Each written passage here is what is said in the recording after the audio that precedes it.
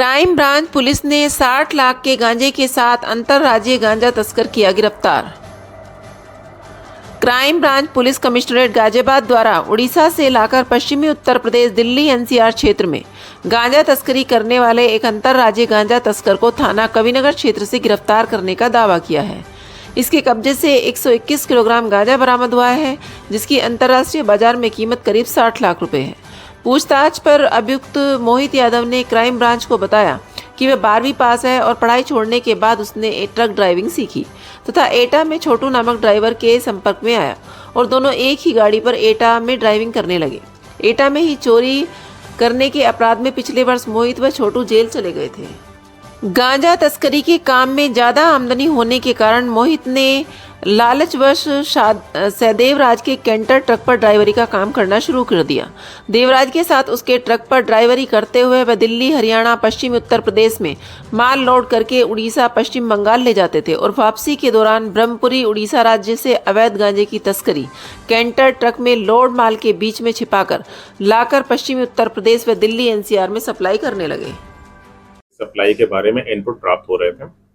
इस इनपुट को कमिश्नरेट गाजियाबाद की स्वाट टीम के द्वारा गंभीरता से लेते हुए उसको डेवलप किया गया और इसी कड़ी में बीती रात को 7 मार्च की रात में हम लोगों ने एक कैंटर को इंटरसेप्ट किया, जिससे एक अभियुक्त मोहित को हम लोगों के द्वारा अरेस्ट किया गया है और कैंटर की तलाशी में वहां पर करीब 121 किलोग्राम अवैध रूप से तस्करी कर लाया जा रहा गांजा बरामद किया गया।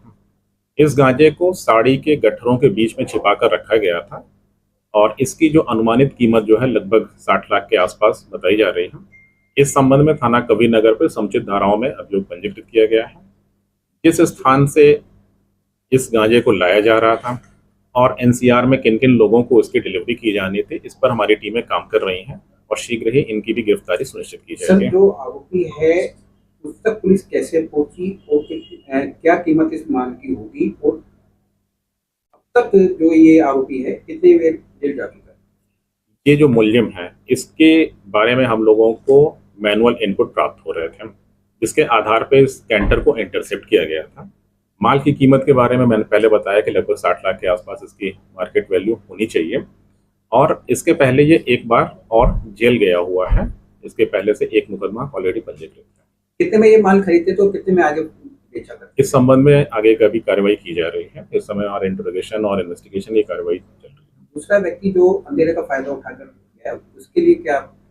उसमें हमारी टीमें लगी हुई हैं, जल्दी उसकी भी गिरफ्तारी सुनिश्चित की जाएगी। गाजियाबाद में थानावार अलग अलग क्षेत्र में जो गांजे की चरस की सप्लाई होती है, क्या उनसे के तार जुड़े हुए हैं? देखिए, ये होलसेल में सप्लाई थी, बड़े पैमाने पे एक पॉइंट पे सप्लाई होती है, उसके बाद उसको छोटे छोटे पैकेजेस में पूरे एरिया में डिस्ट्रीब्यूट किया जाता है। तो गांजे की जो डिलीवरी है ये किस तरीके से देने वाले थे?